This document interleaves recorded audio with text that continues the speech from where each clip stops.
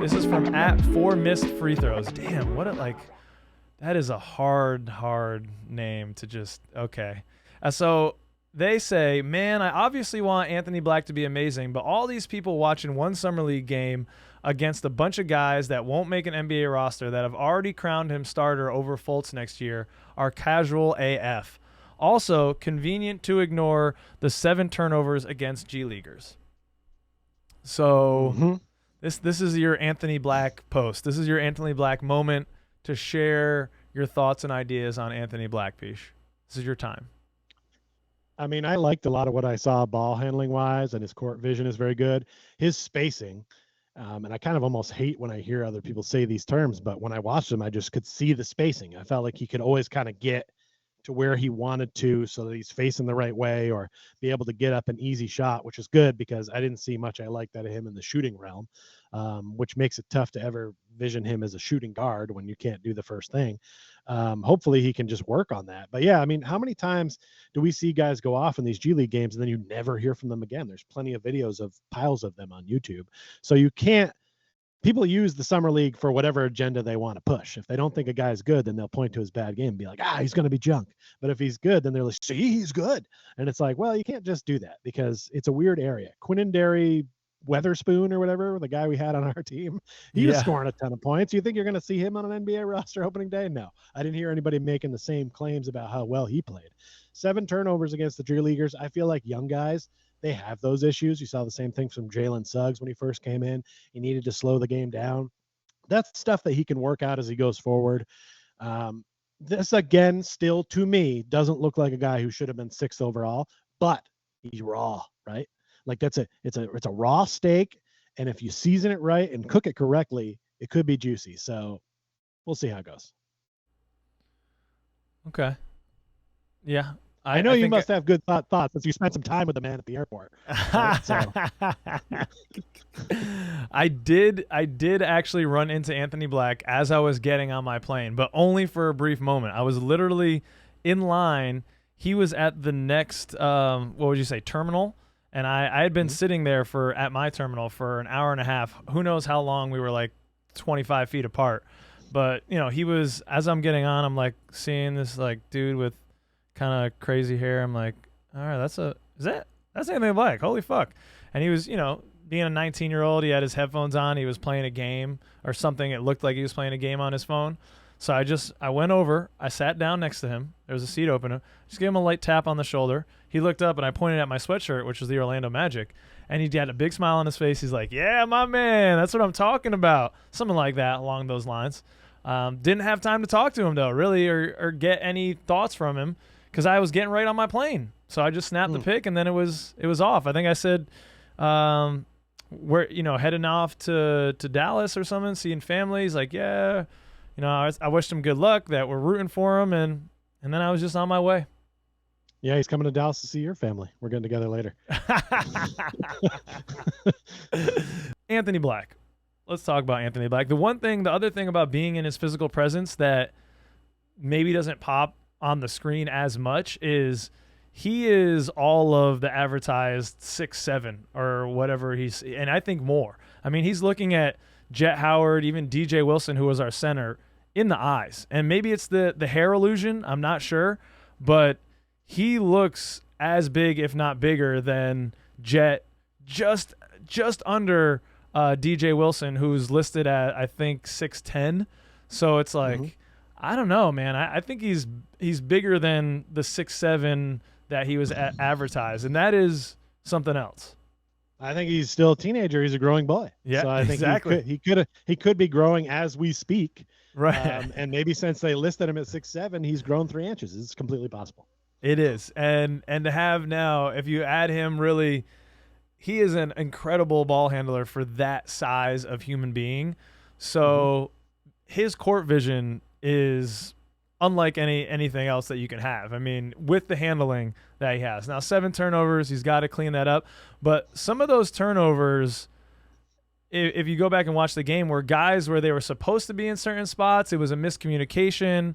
A couple went off a guy's hand. Like, maybe 4 of those are on him, so there's still work there. But I think a lot of that also was a product of playing on a team that you just assembled with guys who may not be on the same level as you, who are not on the same level as you. Let me not sugarcoat it.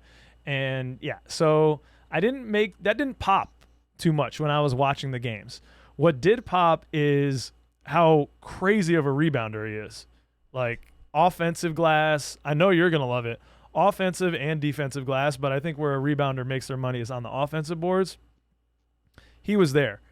And the idea of having him and Cole Anthony as a rebounding backcourt, man, I'm worried for Wendell. I'm worried for Moritz. I'm worried for these big guys, Goga.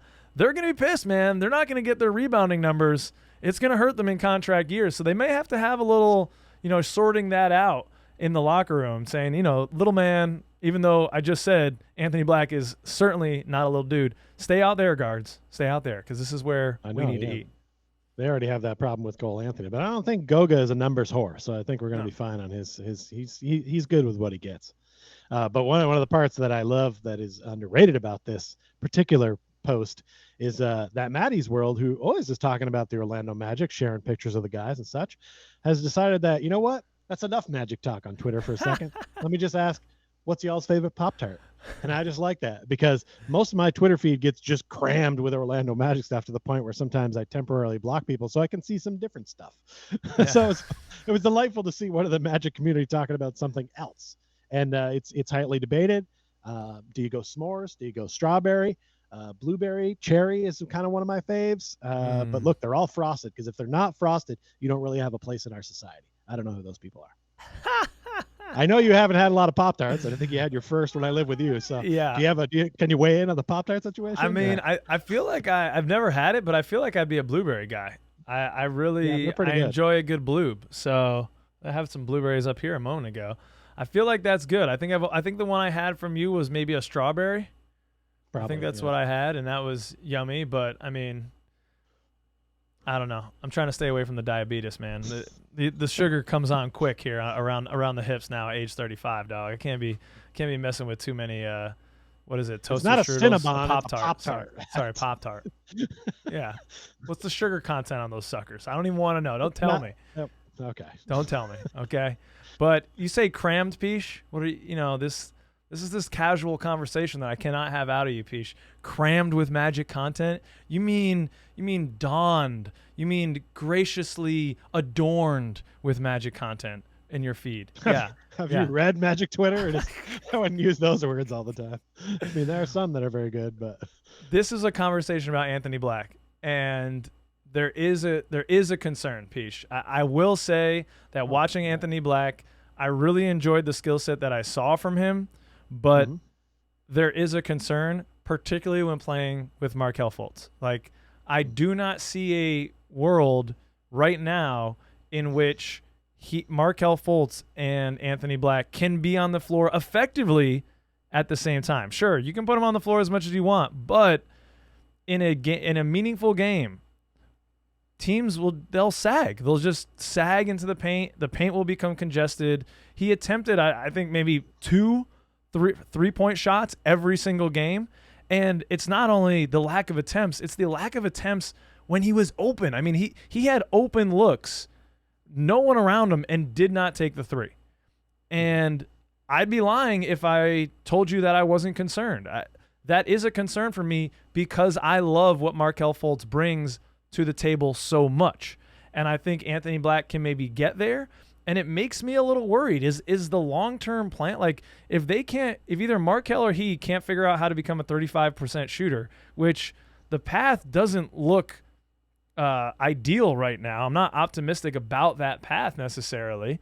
If they can't become 35% plus shooters and you can't really have them both on this court at the same time, that has me worried. What's the plan then? Is the plan that this is Markelle's replacement? Like, it just doesn't. It doesn't all the way. Make it make sense to me. Magic community, second cousins. Make it make sense. Peach, can you help me? Yeah. Like I said somewhere else when we were talking recently, it's never a problem to have. If you're a workplace and you have too many good workers, it's not really a bad thing. So I'm cool with this because this says to me, it puts a little pressure on Markelle, but it's not a bad pressure. It's hey, look, you're starting. You're the guy. But if you don't do good, here's what we've got as a backup in the next couple of years. And it also says to Anthony Black that, like, hey, if you play well enough, we'll move you in front of him. But you've got to play well enough in the minutes that we give you, and you got to develop. So I don't think this is a big deal, because this is, Fultz, we love him. We know he's kind of proven and he's on the way up, but he does need to take that step to borderline all-star next year in order to really get us over the hump, I feel. Yeah. And so, like, if he can't do that in the next year or two, look, we already have a guy that could be a suitable replacement. And by then, hopefully he's brought his numbers up, at least in this kill spot zones, where I'm comfortable with Fultz shooting, to be honest. So I'm not confused by this at all. I mean, it was a little confusing of a pick if you're looking for position and what we needed, but they're looking to build the best team and have the best players, right? You can never have too many of those, I don't think. So I'm not confused or worried about anything at all, and just let it go. Let them go play it out, man. Let's see who does better and who gets more minutes. Yeah, I don't think I'll see him on the floor at the same time. That's okay. I don't need him on the floor at the same time. Right. No, that you bring up the points you bring up about competition. Those are great. The level of competition within the team is definitely going to be elevated this year. Excited to see that. And the point about, hey, I'm pumped to have Anthony Black as the backup point guard when Fultz comes out. Like that's exciting to me. I think that second unit is greatly elevated now with the presence of Anthony Black. I'm pumped to see the year that Cole has, being able to play off ball more, because he showed some real adeptness to be able to do that. And either Gary Harris or Jalen Suggs, whoever else is probably playing in that second unit there as the third guard /wing. It's Cole, Anthony Black, or I don't want it.